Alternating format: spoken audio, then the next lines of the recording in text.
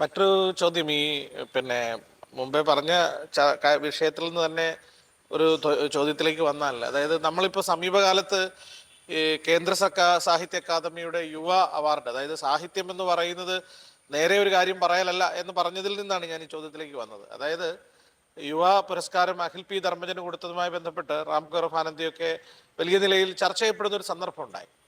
അപ്പം true copy തിങ്കിൽ അങ്ങയുടെ തന്നെ ഒരു ലേഖനം പ്രസിദ്ധീകരിച്ചിരുന്നു. ഈ സോഷ്യൽ മീഡിയ വന്ന ശേഷം വല്ലാതെ പൈങ്കിളിവൽക്കരിക്കപ്പെടുന്ന സാഹിത്യം വല്ലാതെ പൈങ്കിളിവൽക്കരിക്കപ്പെടുന്നു, മുഖ്യധാരയായി ആഘോഷിക്കപ്പെടുന്നത് പലപ്പോഴും പൈങ്കിളിയാണ് എന്നുള്ളൊരു ധ്വനി അതിനകത്ത് ആ ലേഖനത്തിലുണ്ട്.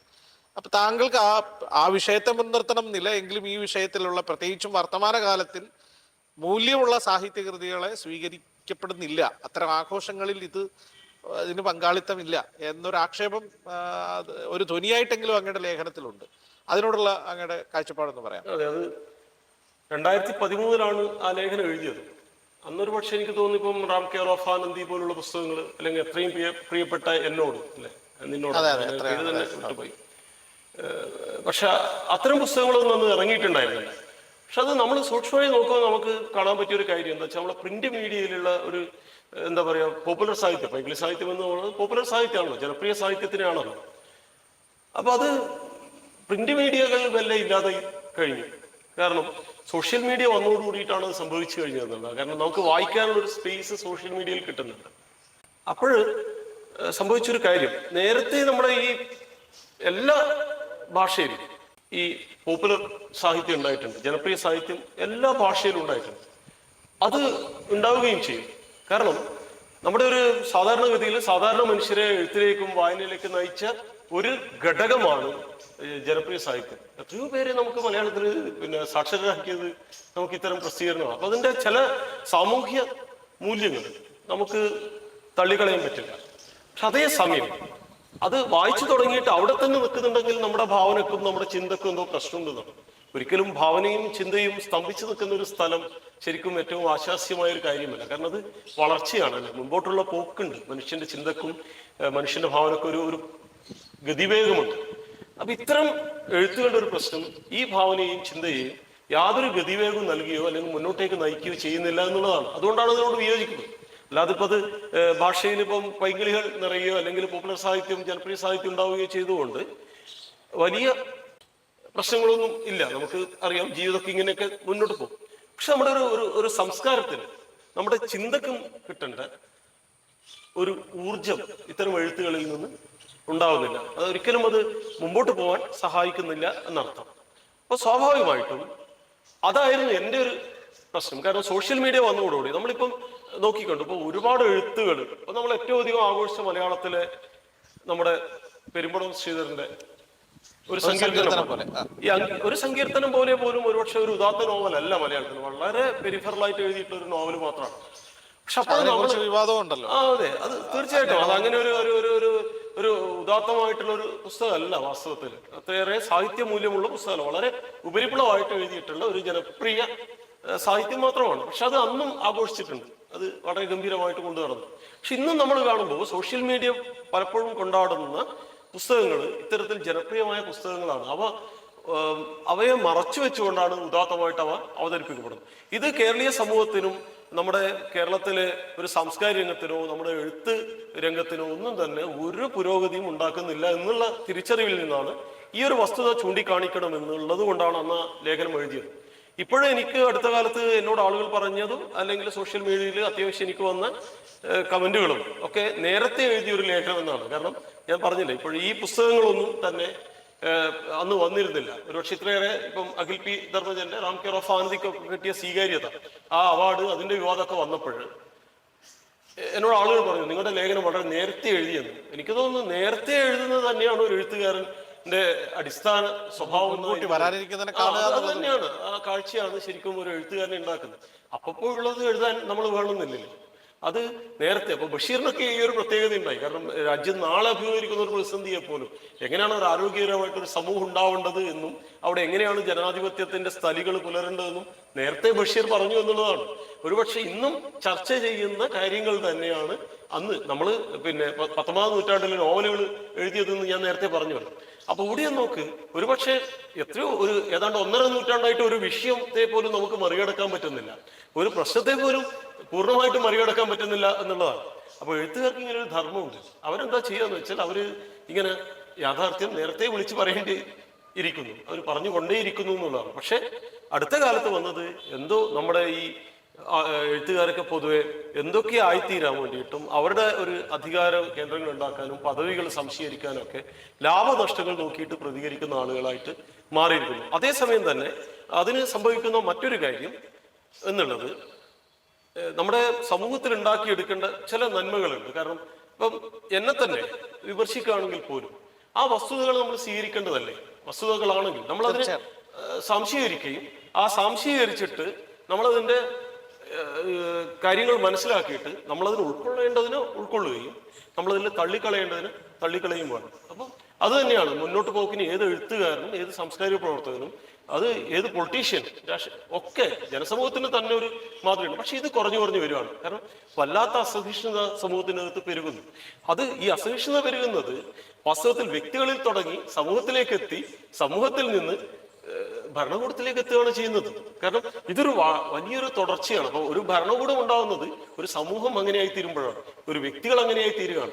ഒരുപക്ഷെ ഇത്തരത്തിൽ ഏകാധിപത്യത്തെ എതിർക്കുന്ന പല വ്യക്തികൾ പോലും കഠിനമായിട്ടുള്ള സ്വേച്ഛാധിപതികളാണ് എന്നുള്ളതാണ്. കാരണം അവരവരുടെ ലോകത്ത് അവരവർ മാത്രമാണ് ജീവിക്കുന്നത് എന്നുള്ളതാണ് പ്രശ്നം. അപ്പൊ ഇതിനൊക്കെ നമ്മൾ നേരത്തെ കണ്ട് തുറന്നു തീർക്കുക എന്നുള്ളത് വളരെ പ്രകടമായിട്ട് എഴുത്തുകാരും സാംസ്കാരിക പ്രവർത്തകരും ചെയ്യേണ്ട കാര്യമാണ്.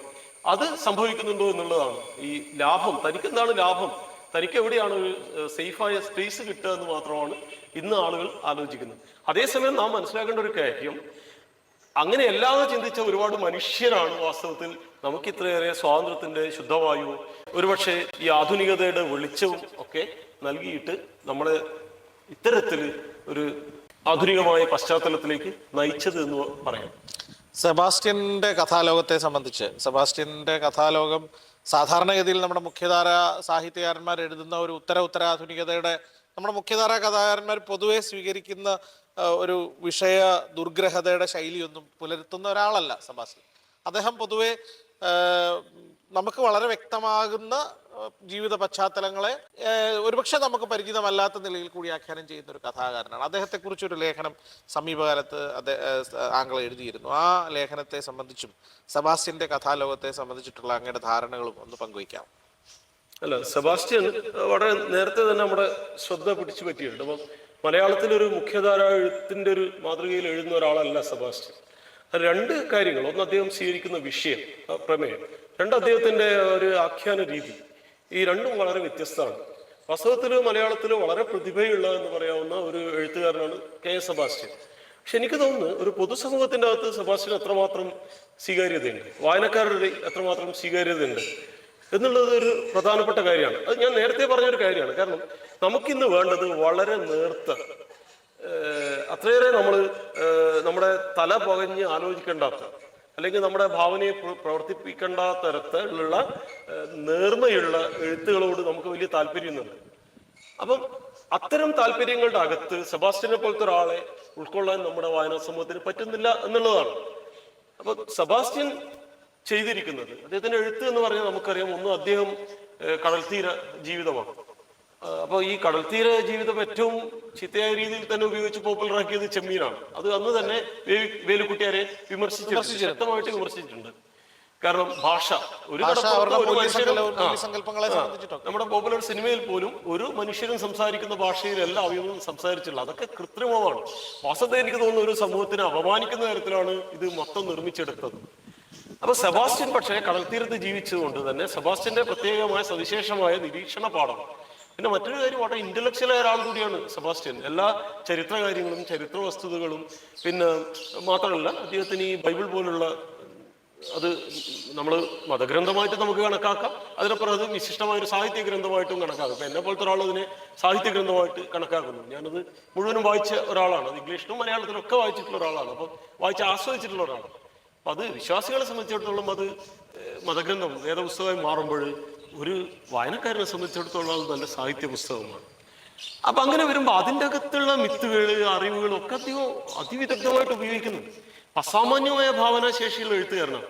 അതേസമയം റിയലിസ്റ്റിക് ആയിട്ട് ചിലപ്പോൾ ചില മാസികകൾക്ക് വേണ്ടിയിട്ട് സെബാസ്റ്റ്യൻ ആദ്യകാലത്ത് ചില കഥകൾ എഴുതിയിട്ടുണ്ട്. ആ കഥകളൊക്കെ സെബാസ്റ്റ്യന്റെ സ്പർശമില്ലാത്ത കഥകളാണ്. കാരണം സെബാസ്റ്റ്യൻ ഒരു വിഷയത്തെ കൊണ്ടുവരികയും അതിനെ ഭാവനാത്മകമായിട്ട് പുനരവതരിപ്പിക്കുകയും ചെയ്യുമ്പോൾ അതിന് വളരെ അതിൻ്റെ മിത്തിക്കലായ തലവും അതിൻ്റെ ഒരു സാമൂഹ്യ തലമൊക്കെ അവതരിപ്പിക്കുകയും ചെയ്യുമ്പോൾ അത് വലിയൊരു ഡയമെൻഷൻ അതിന് കിട്ടുന്നുണ്ട്. വാസ്തവത്തിലൊരു നമ്മുടെ കേരളത്തിൽ നിന്നുള്ള ഒരു ഇന്ത്യൻ എഴുത്തുകാരൻ ഇന്ന് ആരാണെന്ന് ചോദിച്ചാൽ സെബാസ്റ്റ്യനാണ്. യാതൊരു സംശയവുമാണ്. പക്ഷെ അംഗീകാരം സെബാസ്റ്റ്യന് കിട്ടിയിട്ടുണ്ടോ എന്നുള്ള സംശയമുണ്ട്. കാരണം വളരെ പെരിഫറലായിട്ട് വായിച്ചെടുക്കുന്ന അല്ലെങ്കിൽ എഴുത്ത് നടത്തുന്ന ഒരു സമൂഹത്തിന്റെ അകത്ത് ഇത്തരത്തിൽ പക്ഷെ അദ്ദേഹം സ്വയം ആഘോഷിക്കാത്തത് കൊണ്ട് കൂടിയാണെന്ന് തോന്നുന്നു. അല്ല, അത് സ്വാഭാവികമായിട്ടുണ്ട്. കാരണം എനിക്ക് തോന്നുന്നു നല്ല എഴുത്തുകാർ എന്തിനാ സ്വയം ആഘോഷിക്കുന്നത്? അതിന്റെ ആവശ്യമില്ല. കാരണം ആ സമയം കൂടി അവർക്ക് ചെയ്യാനും ചിന്തിക്കാനും മറ്റു കാര്യങ്ങളുണ്ട്. അപ്പോൾ അംഗീകാരങ്ങളൊന്നും ഇവരുടെ പ്രധാന വിഷയമൊന്നുമല്ല. അംഗീകാരങ്ങൾ സ്വാഭാവികമായിട്ട് വന്നു ചേരുമല്ലോ. പക്ഷെ അവര് അവരുടെ ഭാവനയുടെ അകത്ത് പ്രവർത്തിക്കുന്നവരാണ്. സ്വാഭാവികമായിട്ട് അതുണ്ട്. ആ ഭാവന ലോകം സെബാസ്റ്റ്യന് മുമ്പിലുണ്ട്. സെബാസ്റ്റ്യന്റെ എഴുത്തുകൾ അവിടെ ഉണ്ട്. ഈ ചില ഘട്ടങ്ങളിൽ എഴുത്തുകാർക്ക് ചില വ്യക്തിപരമായിട്ടുള്ള ചില എന്താ പറയുക, ആരും അറിയാതെ തന്നെ തേടി വരുന്ന ചില അംഗീകാരങ്ങളുണ്ട്. അപ്പൊ അത്തരം ഒരു അംഗീകാരം എന്നെ തേടി വന്നു. ഒരു എന്താ പറയുക, ഒരു പ്രശംസയുടെ ഭാഗമായിട്ട് പറയുന്നതല്ല. ചിലപ്പോൾ എഴുത്തുകാർക്ക് മുമ്പോട്ട് പോകാനുള്ള എന്താ പറയുക ചില നിമിത്തങ്ങൾ, അത് പുരസ്കാരങ്ങൾ എന്ന് പറയുന്ന ഒന്നുമല്ല. ചില വായനക്കാരുടെ ചില നിമിഷങ്ങളിൽ വരുന്ന ചില പരാമർശങ്ങളാണ്. ഇപ്പം കോവിഡ് കാലത്ത് നമ്മളൊക്കെ അങ്ങേറ്റം രണ്ടാം കോവിഡ് കാലത്താണല്ലോ, അങ്ങേറ്റം ഡിപ്രസീവ് ആയിരിക്കെ ഒരു ദിവസം തിരുവനന്തപുരത്ത് കാര്യവട്ടത്തെ കേരള യൂണിവേഴ്സിറ്റിയുടെ മലയാളം ഡിപ്പാർട്ട്മെന്റിൽ വെച്ച് എന്നെ ഷീബ എം കുര്യൻ വിളിച്ചിട്ട് പറയാണ്, സാറ് മരിച്ചാലും സാറിന്റെ പുസ്തകങ്ങൾ നിലനിൽക്കും എന്ന് പറയാണ്. ഞാനാകെ അത്ഭുതപ്പെട്ടു. കാരണം എന്നോട് അങ്ങനെ പറയേണ്ട യാതൊരു കാര്യം ആ നിമിഷമില്ല, ഒരു പ്രസക്തിയുമില്ല.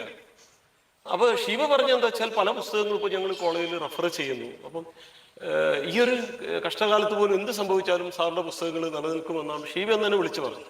ഒരർത്ഥത്തിൽ ഈ കോവിഡ് കാലം, പ്രത്യേകിച്ച് രണ്ടാം കോവിഡ് കാലം കൂടി വന്നപ്പോൾ നമ്മളൊക്കെ ഒരു വലിയ ക്രൈസിസിൽ എത്തിച്ചേരുന്നത്. കാരണം ഒരു സമൂഹത്തിന് എങ്ങനെ ചലിക്കാൻ പറ്റും? കാരണം ഒരു തവണ നമ്മൾ ആഘോഷിച്ചു. കാരണം പെട്ടെന്ന് നമുക്കൊരു നിശ്ചലാവസ്ഥയൊക്കെ വരുമ്പോൾ അതുവരെ വീട്ടിലൊന്നും ഇരിക്കാത്ത നമുക്ക് ആ ഒരു നിശ്ചലാവസ്ഥ ഏറെ സ്വീകാര്യമായിരുന്നു. കാരണം ഒരു വിശ്രമം കിട്ടും, അത്യാവശ്യം നമ്മുടെ കാര്യങ്ങൾ ചെയ്യാൻ സമയം കിട്ടും. പക്ഷെ ആദ്യത്തെ കോവിഡ് കാലം തന്നെ നീണ്ടുപോയപ്പോൾ നമുക്ക് വല്ലാത്തൊരു ശ്വാസം മുട്ട് പിന്നീട് അനുഭവിക്കാൻ തുടങ്ങി എല്ലാ മനുഷ്യർക്കും. രണ്ടാമത് കൂടി അത് വന്നപ്പോൾ അതിഭീകരമായിട്ട് മാറി, സങ്കീർണമായിട്ട് മാറിയും നമ്മൾ സമൂഹത്തെ പറ്റി ഉത്കണ്ഠപ്പെടാനും തുടങ്ങി. കാരണം കോവിഡ് കാലത്തിന്റെ അവസാനത്തും അത് സംഭവിച്ചിരുന്നു. കാരണം കേരളത്തിൽ ഒരുപക്ഷെ ആളുകൾക്ക് സംരക്ഷണവും സുരക്ഷിതത്വം ഒക്കെ ഉണ്ടായിട്ടുണ്ടാകും. പക്ഷെ വരുന്ന വാർത്തകൾ പുറത്ത് അവരുടെ സർക്കാരുകളൊന്നും തിരിഞ്ഞു നോക്കാത്ത കൊണ്ട് തന്നെ പട്ടിണി കിടന്ന മനുഷ്യരെ പറ്റിയാണ്. കോവിഡ് വന്ന മനുഷ്യരെക്കാൾ എത്രയോ കൂടുതലാണ് ഇന്ത്യയിൽ പട്ടിണി വന്ന് കിടന്ന മനുഷ്യർ. എനിക്കൊന്ന് കേരളവും തമിഴ്നാടും ഒക്കെ പോലെ ചില സംസ്ഥാനങ്ങൾ മാത്രമാണ് ജനങ്ങൾക്ക് എന്തെങ്കിലും തരത്തിൽ ഇപ്പൊ ഭക്ഷ്യക്കിറ്റൊക്കെ ഗവൺമെന്റ് നൽകേണ്ടത് ഗവൺമെന്റിന്റെ ചുമതലയാണത്. കാരണം ജനങ്ങളുടെ വെൽഫെയർ എന്നുള്ളതാണ് ഭരണകൂടത്തിന്റെ ചുമതല. അപ്പൊ ആ രീതിയിൽ അത് ചെയ്യേണ്ട ജോലിയാണ്. അപ്പൊ നമ്മളിപ്പോ അതിനെ അപഹസിച്ചിട്ടൊന്നും കാര്യമില്ല. അത് ഉത്തരവാദിത്തമാണ് ഭരണകൂടത്തിന്റെ. അത് നിറവേറ്റിയിട്ടുള്ളത് വളരെ കുറച്ച് സ്റ്റേറ്റുകൾ മാത്രമാണ് എന്ന് കേരളത്തിൽ നന്നായി നടന്നു. അപ്പൊ അങ്ങനെ വരുമ്പോൾ നമുക്ക് ഉത്കണ്ഠ വരുന്നു. ഈ സാധാരണ ആളുകൾ പട്ടിണി കൊണ്ട് മരിച്ചു പോകുന്ന അവസ്ഥ സാഹചര്യങ്ങൾ പലപ്പോഴും പല സ്ഥലത്തും നമ്മുടെ സുഹൃത്തുക്കൾ റിപ്പോർട്ട് ചെയ്യേണ്ടായി, അവർ പറയുകയുണ്ടായി. അങ്ങനെ വരുമ്പോൾ അപ്പൊ ആ കോവിഡിന്റെ ഒരു മരവിപ്പ് കാലം മറികടക്കാൻ ഒരുപക്ഷെ നമുക്ക് എന്തെങ്കിലും ചെയ്യണം. നമ്മൾ എന്തെങ്കിലും ചെയ്ത് അങ്ങനെയാണ് സക്രിയനായിട്ടാണ് മനുഷ്യർക്ക് മുമ്പോട്ട് പോകാൻ പറ്റും. അങ്ങനെ എന്തെങ്കിലും ഇനിയും ചെയ്യണമെന്നുള്ളൊരു ബോധ്യം നമ്മുടെ അകത്ത് ഉണ്ടാക്കാനും നമ്മുടെ ജീവിതത്തിലേക്ക് തിരിച്ച് വരാനും ഒക്കെയുള്ളൊരു പ്രേരണ ഇത്തരത്തിലുള്ള ചെറിയ ചില കമന്റുകൾ. ഇത് വളരെ വ്യക്തിപരമാണ്. ഇപ്പൊ ഈ നിമിഷം വരെ ഞാൻ ആരോടും പറയാത്തൊരു കാര്യമാണ്. ഇത് പറഞ്ഞത് എനിക്കൊരു ആത്മപ്രശംസക്ക് വേണ്ടിയിട്ടല്ല. ഞാൻ പറയുന്നത് ഇത്തരത്തിലുള്ള ചില പ്രശംസകൾ മനുഷ്യരെ മുന്നോട്ട് നയിക്കും. അത് ഏത് അവാർഡ് കിട്ടുന്നതിനേക്കാളും വലിയൊരു കാര്യമാണ്. അത് വളരെ രഹസ്യമായി നടക്കുന്ന ഒരു കാര്യം കൂടിയായിരിക്കും. പക്ഷെ അതാണ് എഴുത്തുകാരന്റെ ഊർജ്ജം എന്ന് പറയുന്നത്. ഇത്തരത്തിലുള്ള ചില പരാമർശങ്ങൾ ഇത് പലപ്പോഴും ഇപ്പൊ ഞാനൊന്നൊരു എഴുതി തുടങ്ങിയപ്പോൾ തന്നെ എൻ്റെ ചെറിയ പ്രായത്തിൽ തന്നെ വിദ്യാഭ്യാസ കാലത്ത് തന്നെ മുഖ്യധാര മാധ്യമങ്ങളിൽ മാതൃഭൂമി ആയാലും ദേശാഭിമാനി, മാതൃഭൂമി തുടങ്ങിയ എല്ലാ പ്രസിദ്ധീകരണങ്ങളിലും പ്രസിദ്ധീകരിച്ച് വന്ന ഒരാളാണ്. പക്ഷെ പിന്നീട് നമ്മൾ ഒരു ഘട്ടം കഴിഞ്ഞപ്പോൾ ഇപ്പൊ കോവിലനെ പറ്റി എഴുതിയ ശേഷം എനിക്ക് തോന്നുന്നു ഭരതൻ എന്നുള്ള നോവലിനെ കുറിച്ചുള്ള പഠനം അതാണല്ലോ പിന്നീട് കോവിലന്റെ ഒരു വലിയ ടേണിംഗ് പോയിന്റ് ആണ് ആ ലേഖനം. അധികാരത്തിന്റെ ഇടപെടൽ അത് എൻ്റെ എഴുത്ത് ജീവിതത്തിലും ഒരു മാറ്റം ഉണ്ടാക്കിയതാണ്. കോവിലന്റെ ഒരു തിരിച്ചുവരവിന് രണ്ടാമത് കോവിലൻ ശക്തമായി തിരിച്ചു വരുന്നതിനും ആ ലേഖനത്തിനൊരു നിമിത്തമുണ്ട്. കാരണം കോവിലൻ എഴുതിയ കത്തുകൾ എൻ്റെ കയ്യിലുണ്ട്. അപ്പൊ അതിനുശേഷമാണ് തട്ടവൊക്കെ വന്നത്. കോവിലൻ തട്ടവൊക്കെ എഴുതിയത്. ഭരതൻ തന്നെ ഏറ്റവും മികച്ച അടിയന്തരാവസ്ഥ കാലത്ത് എഴുതിയ പുസ്തകം. പക്ഷെ അതൊരിക്കലും അങ്ങനെ വായിക്കപ്പെട്ടിരുന്നില്ല. അതിനുശേഷമാണ് ഇപ്പം അധികാരത്തിന്റെ ഇടപെടൽ എന്നുള്ള രീതിയിൽ ആ ലേഖനം വരുന്നത്. അടിയന്തരാവസ്ഥയോടുള്ള പ്രതികരണമാണ്, ഏകാധിപത്യത്തോടുള്ള പ്രതികരണമാണ് ഭരതൻ എന്നുള്ളൊരു വായന വരികയും പിന്നീട് അതിന്റെ റീപ്രിന്റ് വരികയൊക്കെ ചെയ്തതാണ്. അപ്പൊ ആ പഠനം ഇപ്പോഴും കോവിൻ അതിൻ്റെ അകത്ത് ഉൾപ്പെടുത്തിയിട്ടുണ്ട്. അതിപ്പോഴും അന്ന് മുതൽ കൂടെ നടക്കുന്നുണ്ട്, തട്ടമൊക്കെ എഴുതി വരുന്നുണ്ട്. അപ്പൊ നമ്മൾ ആലോചിക്കേണ്ട ഒരു കാര്യം, നമ്മുടെ എഴുത്ത് ജീവിതത്തെ തന്നെ ചില പുസ്തകങ്ങൾ, ചില ആലോചനകൾ മാറ്റിമറിക്കുകയാണ് ചെയ്യുന്നത്. അപ്പം ഞാനും ഇങ്ങനെ മുഖ്യധാര, പിന്നീട് ഈ അധികാരത്തിന്റെ ഇടപെടൽ എഴുതിയ ശേഷം നമ്മൾ മനസ്സിലാക്കുന്നു, നേരത്തെ തന്നെ ബഷീറിനെ കുറിച്ച് ഞാൻ യഥാർത്ഥത്തിൽ എഴുതിയിട്ടുണ്ട്. കാരണം എല്ലാറ്റിനെ കുറിച്ചുമല്ല നമ്മൾ എഴുതേണ്ടതെന്നും, നമ്മൾ അഭിമുഖീകരിക്കുന്ന ചില പ്രശ്നങ്ങൾ, അതും മറ്റുള്ളവർ പറയാത്ത, മറ്റുള്ളവർ എഴുതാത്ത പ്രശ്നങ്ങൾ അവതരിപ്പിക്കുക എന്നുള്ളതാണ് ഒരു എഴുത്തുകാരന്റെ കടമ എന്നുള്ളതും മനസ്സിലാക്കിക്കൊണ്ടാണ് പിന്നീട് ഞാൻ തന്നെ ഇനി മുഖ്യധാരയുടെ ഭാഗമാകെ മാറി നിന്ന് നമുക്ക് ഇഷ്ടമുള്ളത് മാത്രം എഴുതാം എന്നുള്ളൊരു തീരുമാനത്തിൽ എത്തുന്നു. പിന്നീട് അത്തരത്തിലുള്ളൊരു തെരഞ്ഞെടുപ്പ്, ആ തെരഞ്ഞെടുപ്പിലൂടെയാണ് പിന്നീടുള്ള എഴുത്തുകൾ മുമ്പോട്ട് പോയത്. പക്ഷെ അത് കേരളത്തിലെ ഒരു ഞാൻ പറഞ്ഞു, ഇത് പോപ്പുലർ സാഹിത്യ ആയിട്ട് ഇല്ല, ഒരുപക്ഷെ ജനപ്രിയമായിട്ട് ആളുകൾ സ്വീകരിച്ചില്ല. പക്ഷെ അത്യാവശ്യം നല്ല വായനക്കാരാൽ തെരഞ്ഞെടുക്കപ്പെട്ടതും സ്വീകരിക്കപ്പെട്ട പുസ്തകങ്ങളായിട്ട് അവ വരുന്നത് ഒരുപക്ഷെ എനിക്ക് തോന്നുന്നു ഞാനൊക്കെ വളരെ കുറച്ച് എഴുതുന്ന ഒരാളാണ്. പക്ഷെ എന്നാൽ പോലും ഇപ്പം 10-12 പുസ്തകങ്ങളോളം വന്നു. ഞാൻ പറഞ്ഞു നോവൽ പഴമ എന്നുള്ള ഒരു വലിയ ഒരു ആന്തോളജി വരുന്നു. ഇനിയിപ്പോഴും 2 പുസ്തകങ്ങൾ വരാനുണ്ട്. അപ്പോൾ ഇതൊക്കെ ഒരുപക്ഷെ 18-20 വർഷമൊക്കെ പിന്നാലെ നടന്നാണ് ചില വസ്തുതകൾ നമ്മൾ പുറത്തേക്ക് കൊണ്ടുവരുന്നത്. ഇപ്പൊ ജോൺ അബ്രഹാമിന്റെ കയ്യൂരൊക്കെ അത്തരം ഒരു പുസ്തകമാണ്. പക്ഷെ അത് അവർ ഇടപെടൽ അന്ന് നടത്താൻ തോന്നിയില്ലെങ്കിൽ ഒരുപക്ഷെ ചരിത്രം തന്നെ വിസ്മരിച്ചു പോകുമായിരിക്കും. വളരെ സ്വീകാര്യമായിട്ടൊരു പുസ്തകമാണ്. അപ്പൊ നമ്മൾ എന്തിനെഴുതുന്നു എന്നുള്ളൊരു ചോദ്യം നമ്മുടെ അകത്തും കൂടി രൂപപ്പെട്ട് വരുന്നുണ്ട് എന്നുള്ളതാണ്. കാരണം എഴുത്ത് ഒരുപക്ഷെ നമ്മളെ തന്നെ സ്വയം നവീകരിക്കുന്ന ഒരു സാഹചര്യമുണ്ട്. അതിനുശേഷം മാത്രമാണ് അത് സമൂഹത്തിനെ നവീകരിക്കുന്നത് എനിക്ക് തോന്നുന്നു. പക്ഷെ സമൂഹത്തിൽ ചിലപ്പോൾ നമുക്കൊന്നും ചെയ്യാനില്ല. അത് വളരെ മൈന്യൂട്ടായിട്ടുള്ള, വളരെ ന്യൂനപക്ഷത്തെ മാത്രമേ നമുക്ക് അതുകൊണ്ട് അഭിസംബോധന ചെയ്യാനൊക്കെ പറ്റൂ. അത് ഇന്നത്തെ അർത്ഥത്തിൽ ഒരു വിശാലമായ ഒരു സമൂഹത്തോട് സംവദിക്കുമെന്നൊന്നും നമ്മൾ ധരിക്കണ്ട. പക്ഷെ ജനപ്രിയ സാഹിത്യത്തിന് ആ കഴിവുണ്ട്. പക്ഷെ അവിടെ തന്നെ നിൽക്കാതെ അത് വളരെ പുരോഗമനാത്മകമായിട്ട് പിന്നീട് മുന്നോട്ട് പോകേണ്ടതുണ്ട്. അതിന് നമ്മുടെ ഭാവനയും നമ്മുടെ ദൈക്ഷണിക അവബോധത്തെയും ഒരു സാമൂഹിക അവബോധത്തൊക്കെ വളർത്തിയെടുക്കണമെങ്കിൽ എപ്പോഴും അത്തരത്തിലല്ലാത്ത ഒരു ഗൗരവമായിട്ടുള്ള സാഹിത്യവും സിനിമയും അതിൻ്റെ ഒരു സംസ്കാരവും തന്നെയാണ് നമുക്ക് ആവശ്യം. തീർച്ചയായും. അപ്പോൾ തീർച്ചയായിട്ടും നമ്മളെ സംബന്ധിച്ച് അനുഭവങ്ങളുടെ ഒരു പുതിയ ലോകം തുറക്കുന്ന ഒരു സന്ദർഭമാണ്. മീഡിയ കമ്മീഷന്റെ ചാനലിലൂടെ നമ്മളൊരു അതിഥിയെ സാഹിത്യ വിചാരത്തിലൂടെ പരിചയപ്പെടുത്തുകയായിരുന്നു. അദ്ദേഹം നമ്മളോട് വളരെ വിശദമായി അദ്ദേഹത്തിൻ്റെ പുസ്തകങ്ങളെ, ജീവിതത്തെ, എഴുത്തിനെ സ്വാധീനിച്ച സന്ദർഭങ്ങളെയൊക്കെ നമ്മളോട് സംസാരിച്ചു. തീർച്ചയായും നമുക്ക് തുടർ ലക്കങ്ങളിലും ഇത്തരം വ്യക്തിത്വങ്ങളെ പരിചയപ്പെടുകയും അവരിലൂടെ സാഹിത്യത്തെക്കുറിച്ചുള്ള പുതിയ വിചാരങ്ങൾ രൂപപ്പെടുത്തുകയും ചെയ്യാം. എല്ലാവർക്കും നന്ദി. നല്ല നമസ്കാരം.